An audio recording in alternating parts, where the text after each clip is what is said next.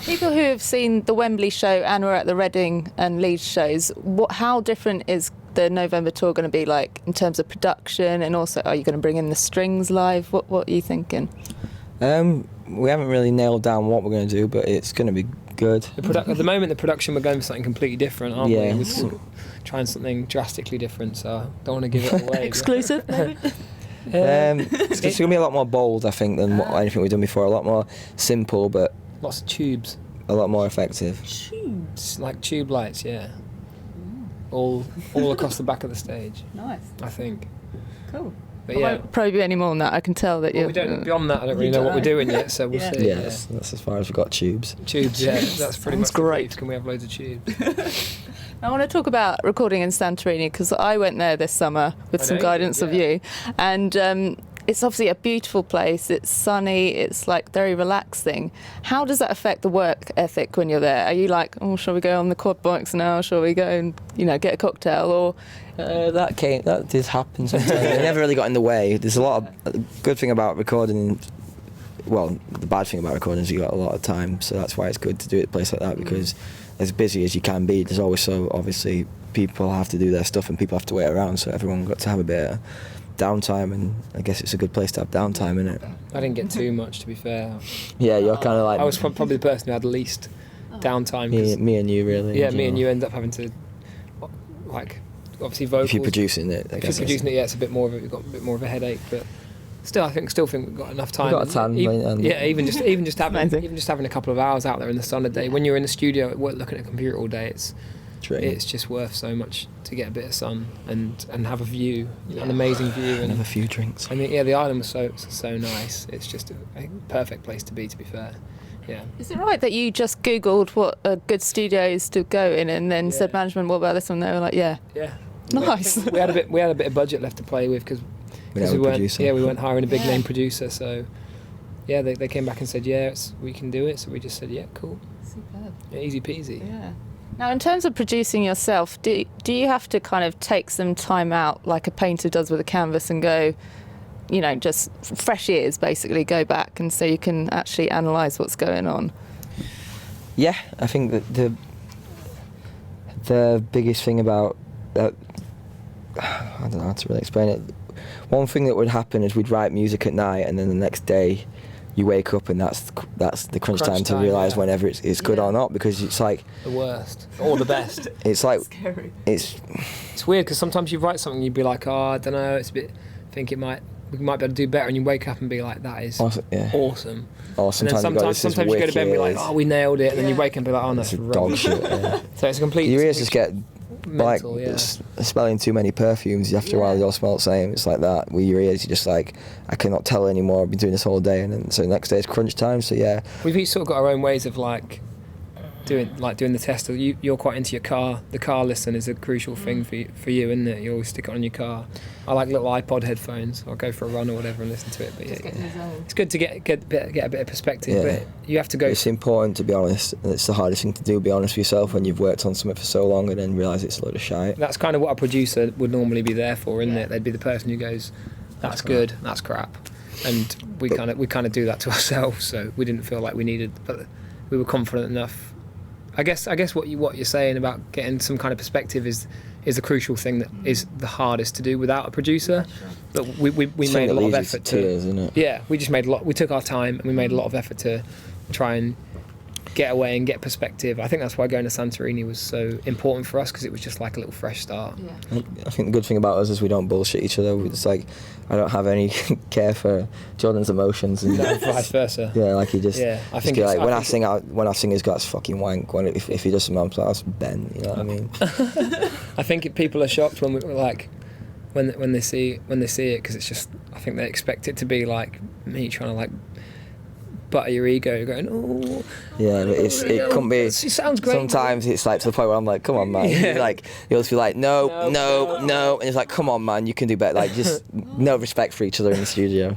You just got to get on with it, haven't you? I think people think it's probably I'm like treading on eggshells around you, going, oh please, just a bit higher, come on. But we don't. We all want the same thing at the end of the day. There's no point bullshitting each other. He always just says, even in rehearsal and stuff, he goes, just tell me if it's that. Tell me anything I can give. Any feedback I can give for him it'll be like, just tell me, and vice versa. You know what I mean? We'd rather just be straight with each other and just help each other out. Help each other out. You know what I mean? Because there's no point going, it's good that, but good, thinking something else. You know what I mean? Yeah. Like, And then having to live with that song on the album with that bit that really annoys you every or time. just doing something wrong. You know what I mean? Like Jordan he's the musical one. He's the one who knows how music works and stuff. I'm still learning, so I have no shame in going.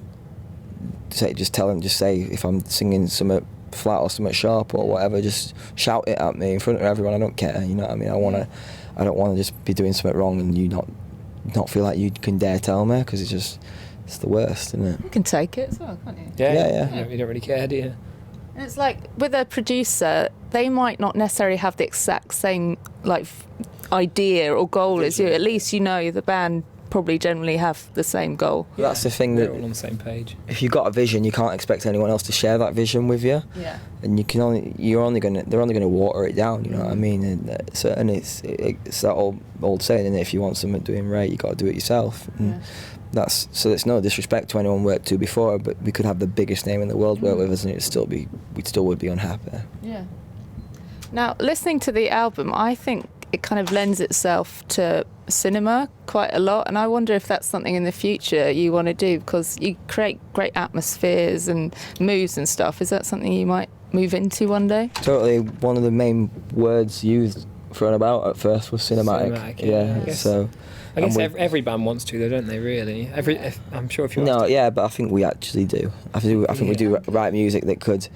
I think a lot of those songs could translate very well onto movies and stuff. So it's definitely we like that. We're inspired by cinematic music, like Hans Zimmer. Yeah. Who doesn't like Hans? Yeah, and stuff like that. Like definitely, like all that kind of stuff is in there.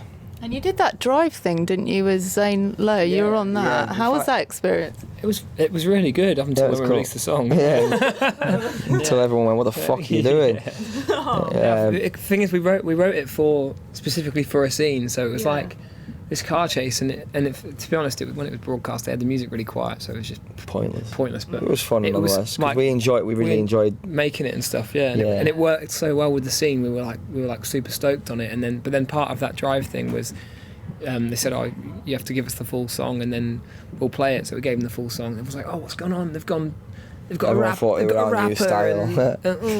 It's just like, fucking hell, calm down. So But yeah, in fact, when you think about it, like Clint Mansell and who's the guy that does all like the 20 Days Later and stuff like that. I don't know, but that's another thing, isn't it? We had that one from we watched that Ex Machina, and that kind of, is that him? Is that Clint Mansell? That Ex Machina, we watched that and we were quite inspired by it. It's really good. Sick. And the soundtrack's wicked as well. So like, it does rub off on us. We're actually influenced by a lot of cinematic music more than we probably remember. Yeah, there was some things floating around, wasn't there? Did we ever use that? Did we ever? Yeah, Happy Song. The End and Blasphemy and stuff like that. Oh yeah.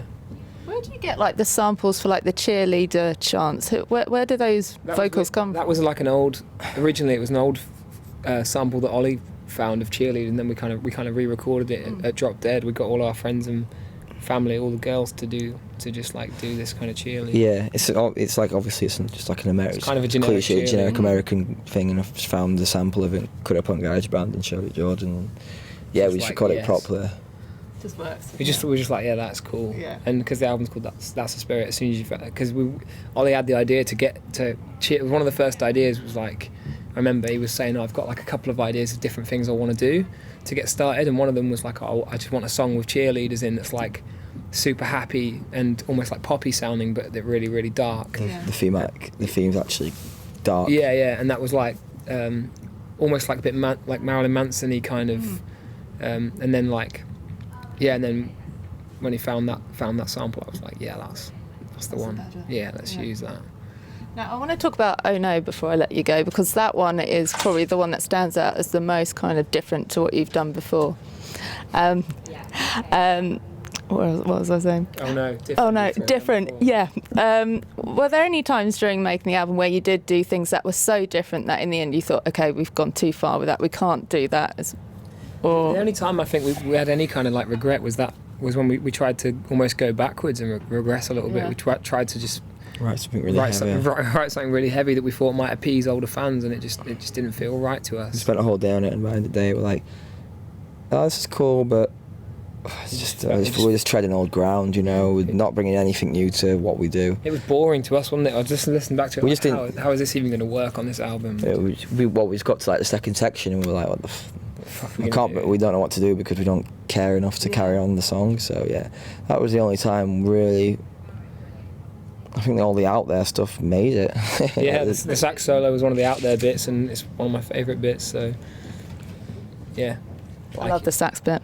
Just what's not to love about a sax solo? Like it or lump it. I think on that note we should end it. Like it or lump it.